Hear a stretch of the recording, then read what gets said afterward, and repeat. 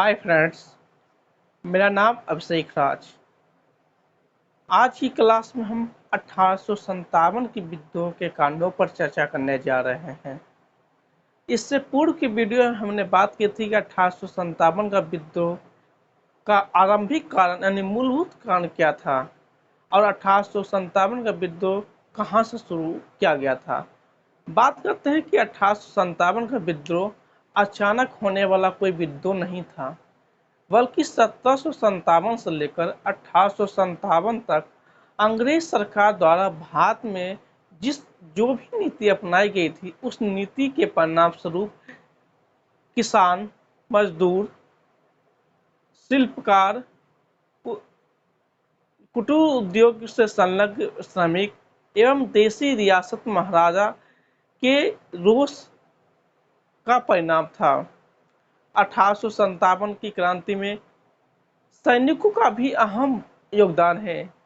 तत्कालीन कारक सैनिक ही माने जाते हैं, क्योंकि भारत में ब्रिटिश सैनिक में भारतीयों की संख्या अत्यधिक थी, जो ब्रिटिश सैनिक के तुलना में अधिक होने के कारण यह विद्रोह को और प्रबल और मजबूत बनाता है।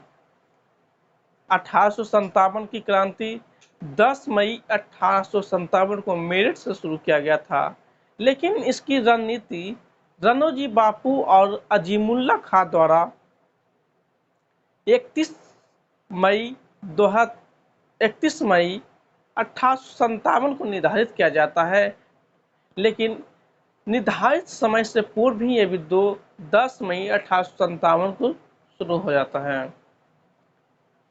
जब भारत में 1857 का विद्रोह हुआ तो उस समय लॉर्ड कैनिंग का शासनकाल था और मुगल बादशाह बहादुर शाह जफर थे। इससे पूर्व की वीडियो में हमने 1857 की क्रांति की मूलभूत कारणों पर चर्चा की थी। आज की वीडियो हम 1857 की तत्कालीन कारण क्या था, इस पर चर्चा करने जा रहे हैं। जो भी हमारे चैनल पर नए हैं, कृपया चैनल को सब्सक्राइब करें, शेयर करें, लाइक करें। आइए आज की क्लास शुरू करते हैं। 1857 की तत्कालीन कारण पर हम चर्चा करते हैं तो बात है कि दिसंबर 1856 तक ब्रिटिश सरकार द्वारा बंदूक से लकड़ी की बनी राइफल ब्राउन बेस का प्रयोग करती थी। दिसंबर 1856 तक, लेकिन जनवरी 1857 को ब्रिटिश सरकार द्वारा पुराने ब्राउन बेस राइफल की जगह पर इनफील्ड राइफल का प्रयोग किया जाना शुरू कर दिया, और जो इनफील्ड राइफल था उसके कारतूस को भरने से पहले मुंह से छीलना पड़ता था।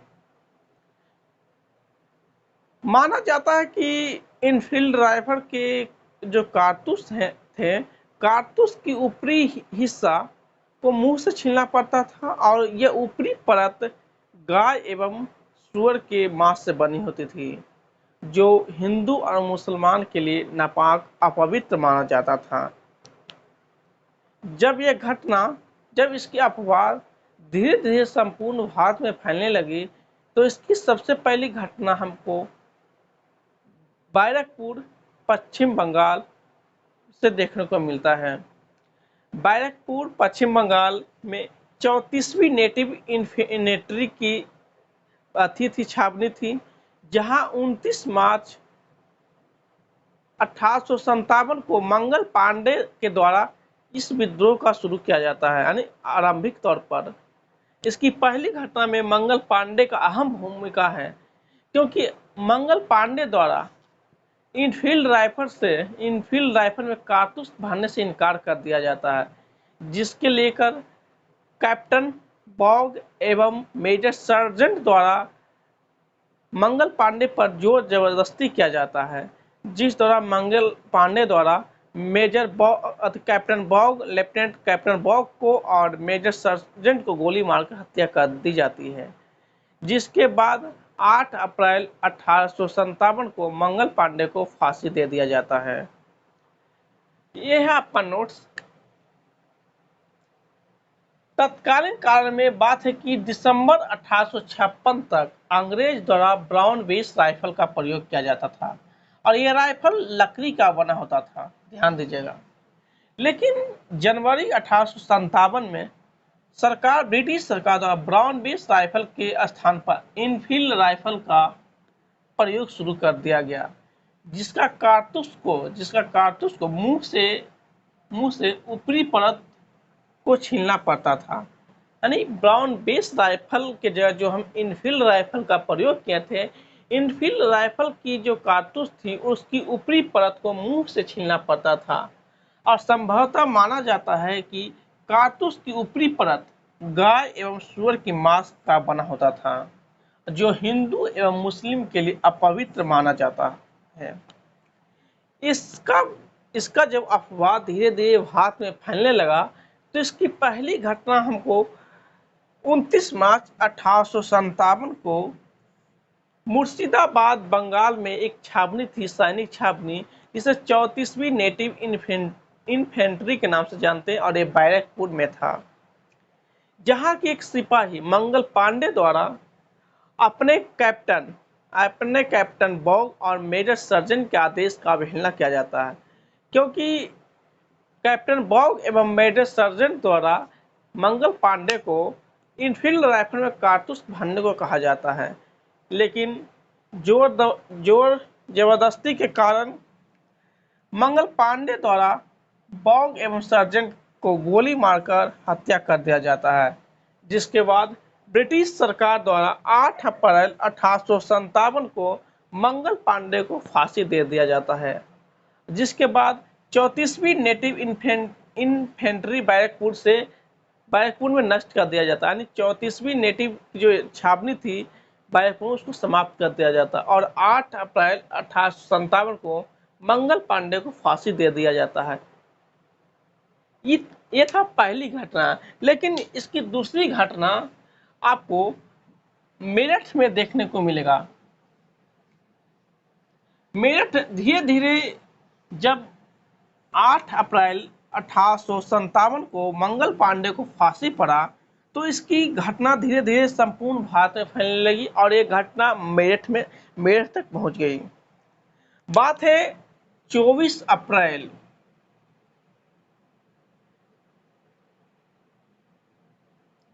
1857। 24 अप्रैल 1857 को एक घटना मेरठ में पहुंची और मेरठ में उस समय जो सैनिक की छावनी थी, तीसरा नेटिव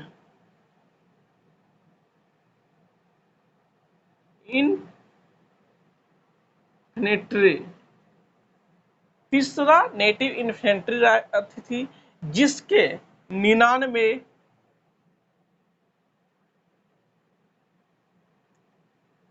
घुड़सवार सैनिकों द्वारा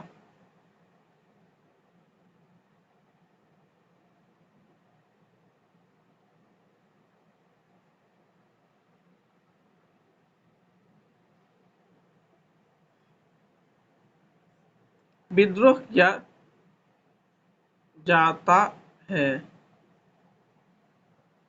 24 अप्रैल 1857 को जब घटना की सूचना मेरठ में पहुंची तो मेरठ में उस समय जो सैनिक छावनी थी, तीसरा नेटिव इन्फेंट्री, इसमें 99 घुड़सवार सैनिकों द्वारा विद्रोह कर दिया जाता है, जिसके बाद ब्रिटिश सरकार द्वारा इसमें से 85 सैनिक को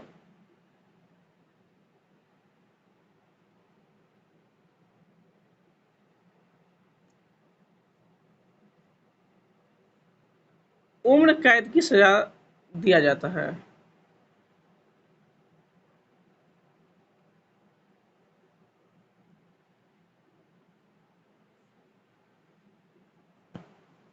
जब 85 सैनिकों को उम्र कैद की सजा दिया जाता है तो 10 मई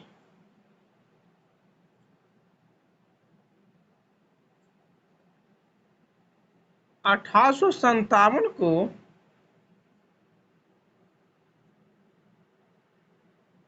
कदम सिंह के नेतृत्व में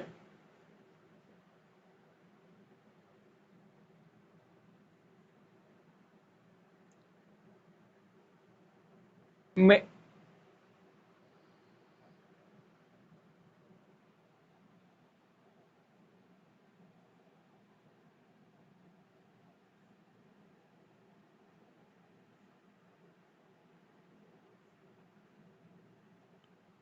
10 मई 1857 को कदम सिंह के नेतृत्व में मेरठ में विद्रोह किया जाता है। जब कदम सिंह के द्वारा मेरठ में विद्रोह किया जाता है तो इन्होंने सैनिक छावनी पर हमला कर दिया और सैनिक छावनी पर हमला करने के बाद कारागार से यानी जेल से इन 85 सैनिकों को रिहा करवाकर दिल्ली के तरफ कूच करते हैं, क्योंकि उस समय मुगल बादशाह दिल्ली के लाल किला में निवास करते थे। दिल्ली के लाल किला में निवास करते थे और 1857 के विद्रोह को अगर कोई मान्यता प्रदान कर सकता था तो मुगल बादशाह थे, क्योंकि मुगल बादशाह का साम्राज्य संपूर्ण भारत में फैला हुआ था और सभी देशी रियासत वो मुगल बादशाह के प्रति समान वफादार का भाव रखते थे। इन सैनिकों को लगा कि अगर संपूर्ण भारत में हमको 1857 का जन विद्रोह को फैलाना है तो मुगल बादशाह की मान्यता जरूरी है और मुगल बादशाह को ही इसका नेता घोषित किया जाना चाहिए। इसी को लेकर 10 मई 1857 को कदम सिंह के नेतृत्व में जब मेरठ में विद्रोह हुआ तो इन 85 सैनिकों को, जिसको उम्र कैद की सजा दी गई थी, वहां से रिहा करा लिया जाता और कुछ सैनिकों के साथ इन्होंने दिल्ली की तरफ कूच करते हैं।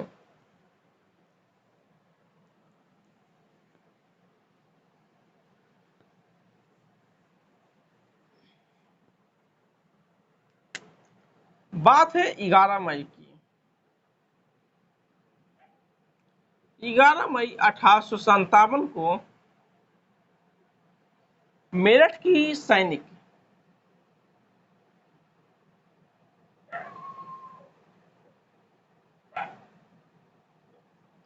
मेरठ की सैनिक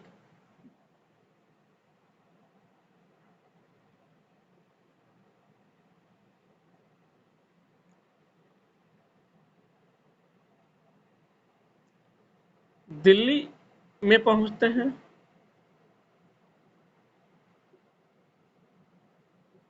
एवं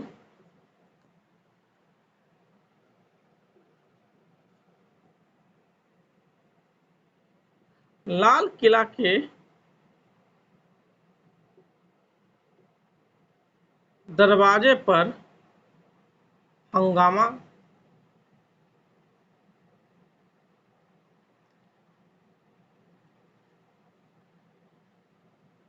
करने लगे। जैसे ही मेरठ की जो सैनिक 11 मई 1857 को दिल्ली पहुंची, सुबह सुबह 11 मई को सुबह जब दिल्ली पहुंची तो उस समय मुगल बादशाह बहादुर शाह जफर लाल किला में निवास रहते थे और न, उस समय रोजा का वक्त था और सुबह सुबह के वक्त जो मुस्लिम में जो रोजा खोला जाता, खोल कर ही उठे थे मुगल बादशाह बहादुर शाह जफर। लेकिन जैसे यह हंगामा की सूचना मुगल बादशाह को मिली कि मेरठ की कुछ सैनिक आपसे मिलने के लिए जिद कर रहे हैं, तो बहादुर शाह जफर उनसे मिलने गए और व्यापक दबाव के बाद मुगल बादशाह बहादुर शाह जफर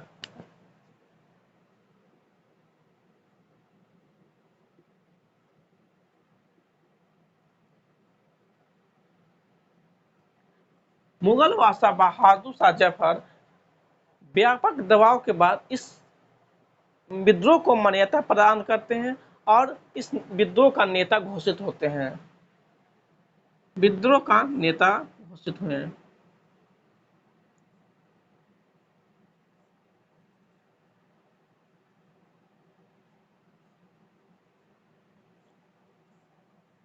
जब 1857 का विद्रोह को बहादुर शाह जफर द्वारा मान्यता प्रदान कर दी जाती है और विद्रोह का औपचारिक रूप से नेता घोषित हो जाते हैं, तो 12 मई को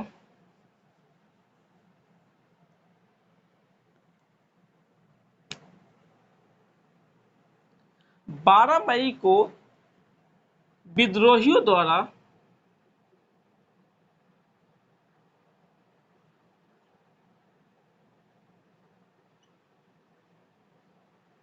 दिल्ली पर अधिकार कर लिया जाता है।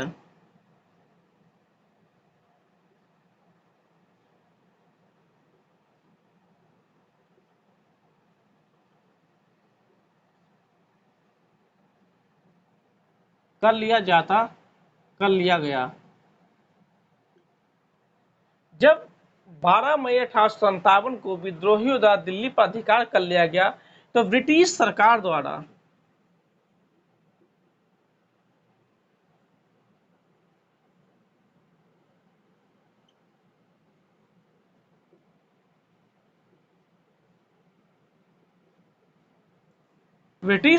द्वारा जॉन निकोलसन एवं लेफ्टिनेंट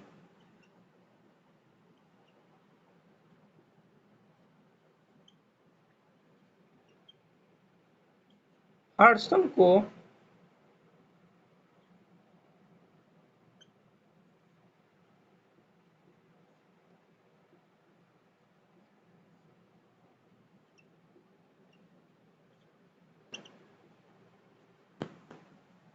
जब 12 मई को दिल्ली पर अधिकार कर लिया गया तो ब्रिटिश सरकार द्वारा जॉन निकोलसन एवं लेफ्टिनेंट हडसन नाम के दो व्यक्ति को विद्रोह को नियंत्रित करने के लिए भेजा गया।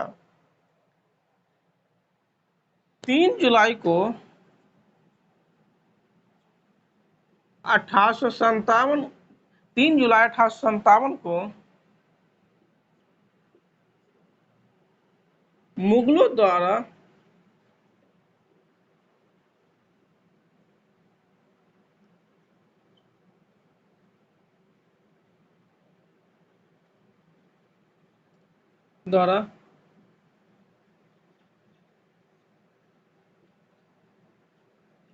मुख्य सेनापति बख्त खां को बनाया जाता है।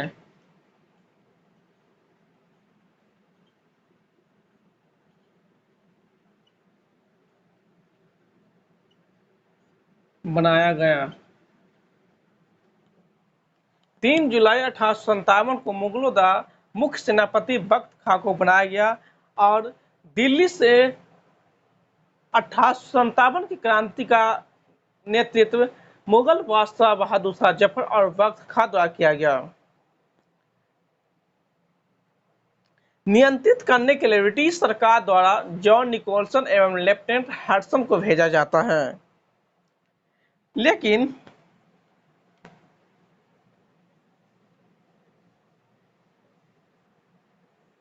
विद्रोह के दौरान जॉन निकोलसन का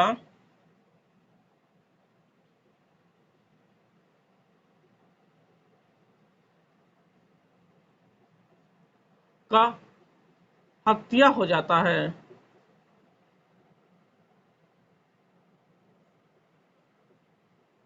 जॉन निकोलसन का हत्या हो जाता है, लेकिन हडसन द्वारा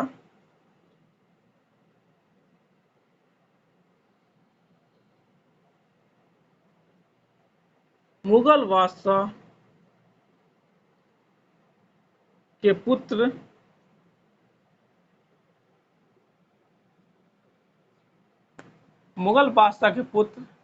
मिर्जा गुलाम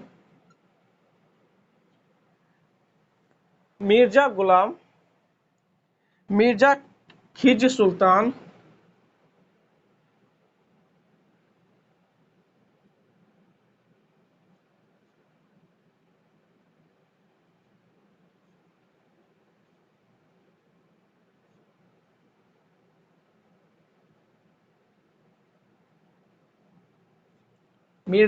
सुल्तान एवं पोता मिर्जा अबू बकर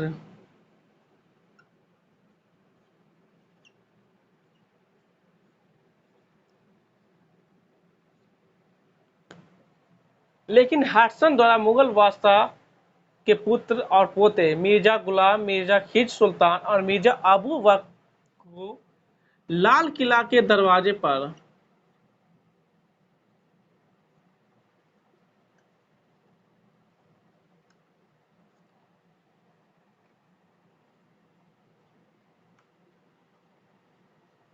लाल किला के दरवाजे पर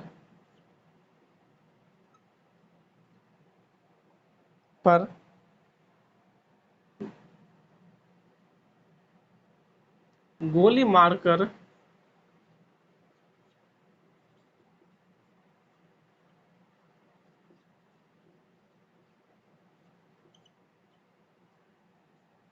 हत्या कर दिया गया। हडसन द्वारा मुगल बादशाह के पुत्र और पोते को गोली मारकर हत्या कर दिया गया। कहाँ? लाल किला के सामने। लेकिन बहादुर शाह जफर को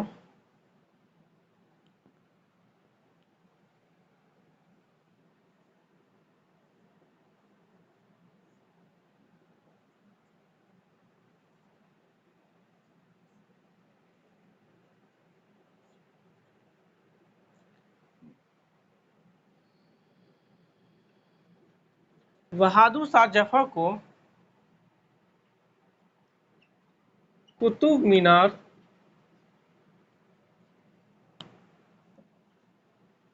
से गिरफ्तार कर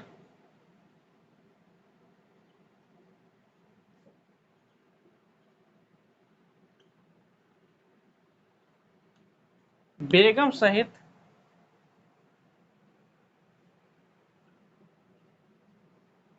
रगून बर्मा निर्वासित कर दिया जाता है।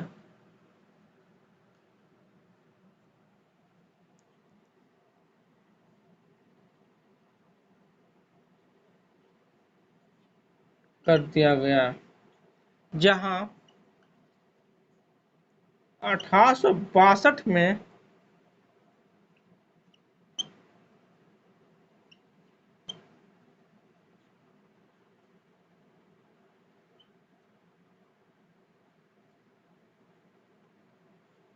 मृत्यु हो जाता है।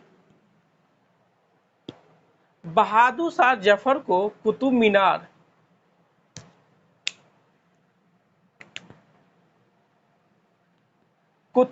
से गिरफ्तार कर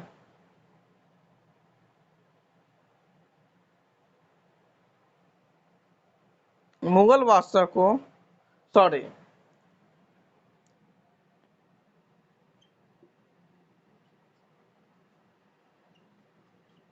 हुमायूं के मकबरे से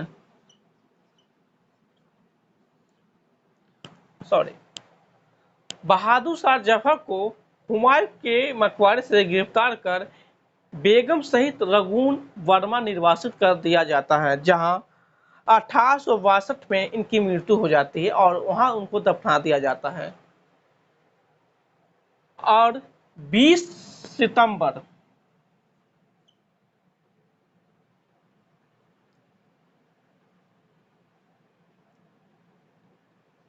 1857 को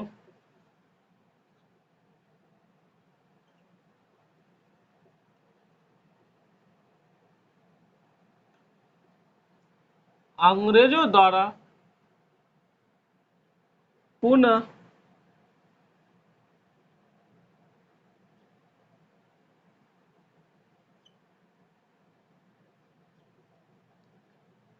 दिल्ली पर अधिकार कर लिया जाता है।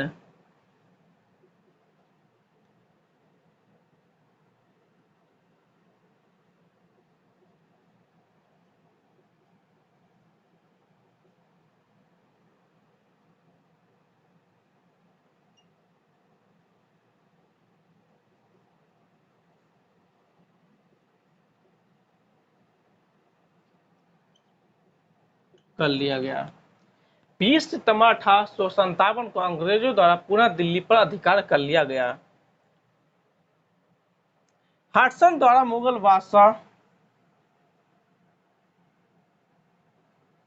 के पुत्र मिर्जा गुलाम, मिर्जा खीर सुल्तान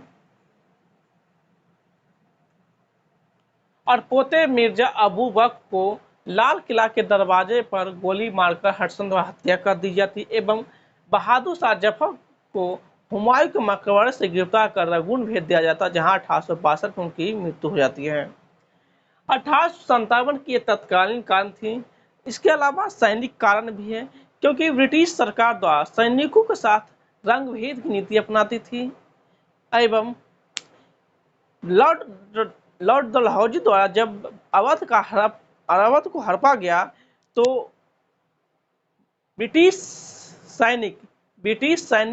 सेना में जितने भी अवध के सैनिक थे वो काफी नाराज से हुए। और यही कारण है कि जब 1857 की क्रांति हुई तो सबसे ज्यादा अगर हम बात करते हैं किस सेना ने सहयोग किया, तो अवध की सेना, जो अवध के नागरिक जो सेना में भर्ती थे, उन्होंने 1857 की क्रांति में सबसे ज्यादा समर्थन दिया। इसलिए 1857 क्रांति को हम सैनिक विद्रोह भी कहते हैं। 1857 के विद्रोह के हम तत्कालीन कारणों पर चर्चा कर चुके हैं।